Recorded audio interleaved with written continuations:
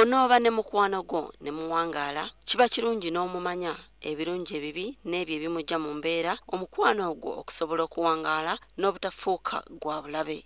Kyokka wadde kiri bwe kityo essimu efuuse mukwano gw'omuntu asinga era etamuva ku lusegere bingi nnyo bye batagimanyiiko ebiyinza okubaleetera obuzibu. Essimu eteekebwamu obuuma obugiyamba okuyingiza obubaka okubufulumya n'okutereka ebintu eby'enjawulo. Obuuma buno bukozesa amaanyi ag'omu bbanga okusobola okutuukiriza omulimu gwayo guno.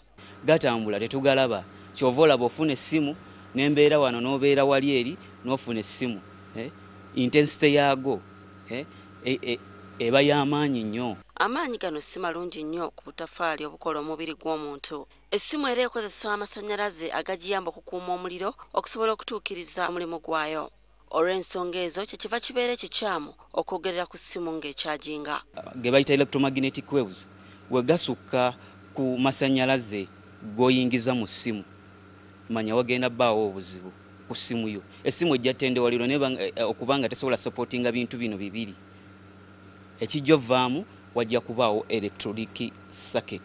Eryanda ly'essimu liyina okwenkanya amaanyi ne kyaja era ng'olw'okukozesa amasimu ag'ebicupuli agakyase ensangi zino kino kiyinza obutasoboka. Bw'oba okutta eryanda n'ogatta terminals ezitakwatagana n'oteeka direct ku ssimu eryanda lizimba bwe riti.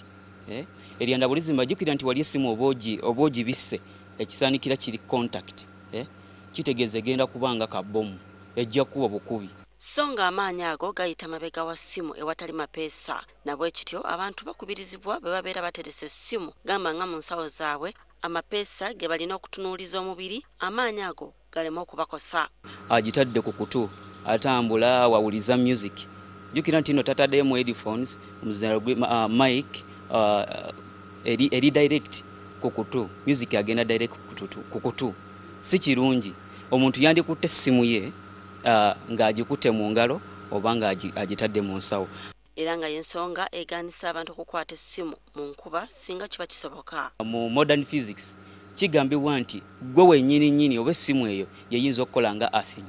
Eggulu bwe linaakuba lijja kujja direct ku ggwe. Kyova olaba abamu enju eyinza obutajja naye jjukira nti amasannyalaze gayita buli wamu togalaba nga gajja.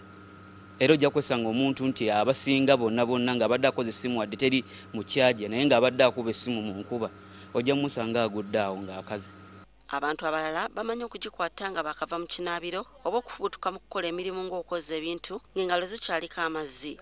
Kino tekiba kirungi era nga kino kiba kya bulabe singa omuntu akozesa kyaja erina waya kungulu kubanga eyinza okumukubya amasannyalaze. Oba ojja okoze complete circuit ekinaavaamu masannyalaze kukuba. Era si kirungi kuleka ssimu mu masannyalaze ng'ejjudde eyinza okutendewalirwa n'eyabika. Abantu abeebaka okumpi n'essimu oba nga bazitadde emitwetwe nakyo tekiba kirungi.